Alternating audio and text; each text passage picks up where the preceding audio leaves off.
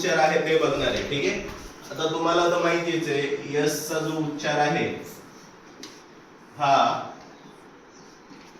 आपण स म्हणून करतो है ना, आणि काही ठिकाणी आपण यस चा जो उच्चार आहे तो ज म्हणून करतो. ठीक आहे, तर सगळ्यात पहिला आपण स चे बरेचसे उदाहरण आहेत आपल्याकडे, जसं सन. इथे एस चा उच्चार काय झाला, स ने सुरू झाला ना, बरोबर. त्याच्यानंतर शाईन स है ना, संत राज काय झालं, सुरुवात एस ने झाला है ना. सचिन सुरुवात कशी झाली, एस ने झाली, बरोबर. पण काही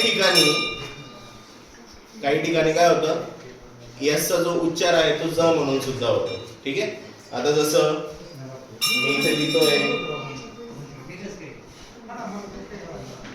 काय वाचतो आपण याला, काय वाचतो, रोज वाचतो का रोज वाचतो, रोज. म्हणजे इथे यस चा उच्चार कसा झाला, ज म्हणून झाला. कळालं. त्याच्यानंतर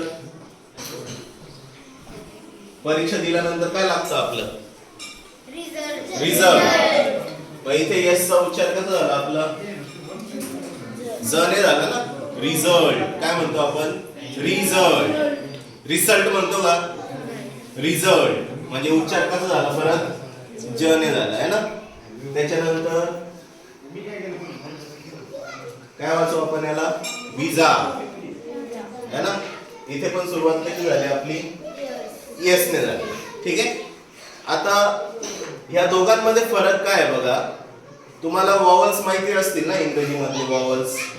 काय वॉवल्स सांगा बरं, इंग्रजी अल्फाबेट मधले वॉवल्स.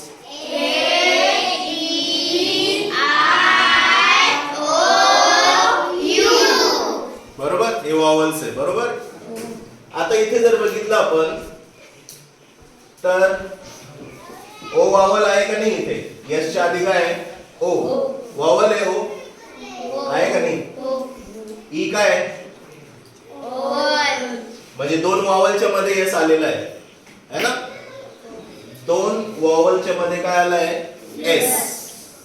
इथे बघितलं आपण ई काय आहे का वॉवल, ई. यस च्या नंतर काय आहे, वॉवल आहे का. म्हणजे पुन्हा एकदा दोन वॉवलच्या मध्ये काय आलं आहे, यस आलेला आहे ना. तिसऱ्या याच्यामध्ये यस आहे ना, तर वॉवलच्या मध्ये काय आलं आहे, आय काय आहे, ए काय आहे.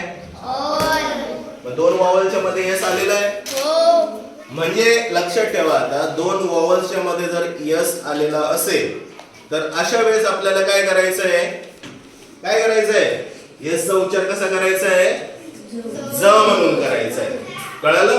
आणि यस जर सुरुवातीला येत असेल, सुरुवातीला, ठीक आहे, यस जर सुरुवातीला येत असेल तर त्याचा उच्चार कसा होणार आहे, स म्हणून होणार आहे. कळालं सर्वांना.